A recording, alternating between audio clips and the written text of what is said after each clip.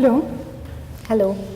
As we all know, first aid is a life-saving critical kind of help offered to an injured or a sick person in the absence of professional aid. But I fail to understand, what is first aid mental health?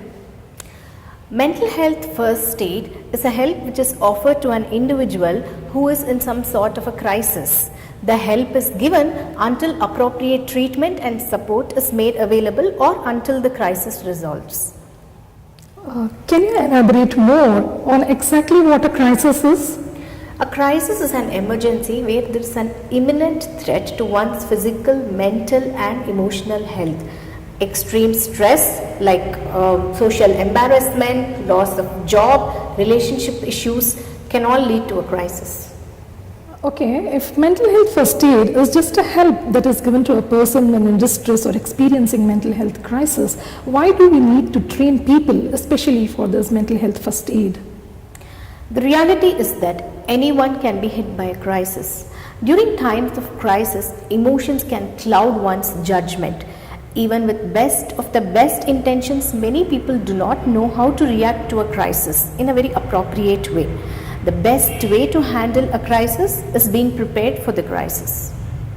So, what are the skills required to deal with the crisis in hand?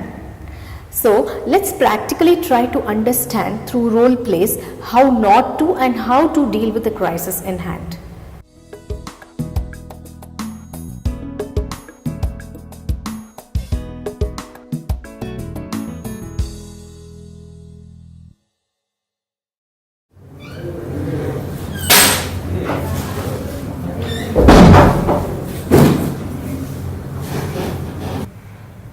Why are you acting like this? Why do you throw your things? Is this the way you're supposed to behave? Tell me something. These people are so crazy. They don't know how to talk to people. They're so rude. What are you mumbling? Can't you be louder? Can you just look at me for a second when I'm speaking? You never listen to me. Can you just stop your work for a minute? I'm trying to say something here. Why are you yelling at me? I'm just trying to help you out. Leave it. You never understand and you won't ever understand.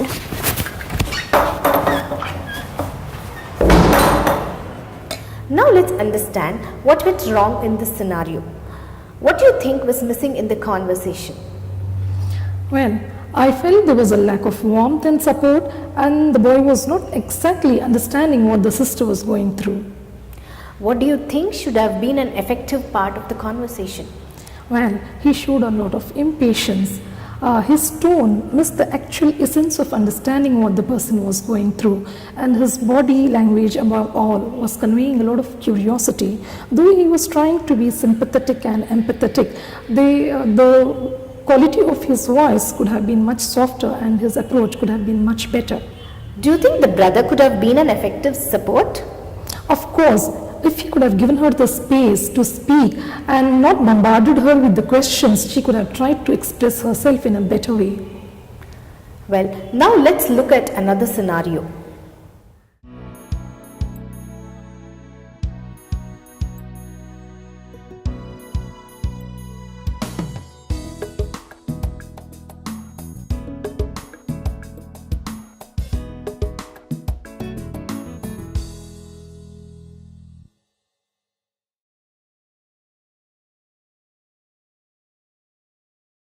Michelle? Michelle? Are you alright? What happened? You won't understand. You want to share it with me? Trust me, you'll feel better. I don't know. Rohan just left me. Is it? He cheated on me. He deserted me. I understand. I feel so lost. How could he do this to me? How? Things like this happen, Michelle. What do I do? You have so much to do. You're so confident, good. You're an extremely brilliant girl. Remember your days when you were, part of dramatic society? Why don't you think of joining it back again?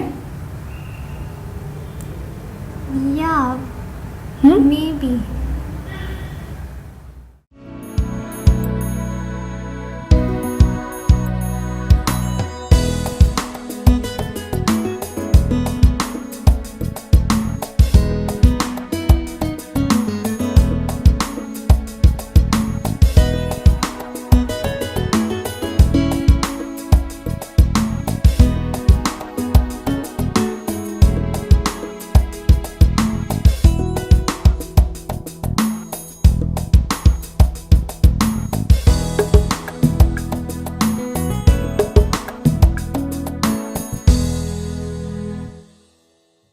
Wow, now through the two role plays, I understand the do's and don'ts of handling an impending crisis. Can you quickly summarize the key skills as depicted in the above scenario which would immensely benefit a mental health first aider?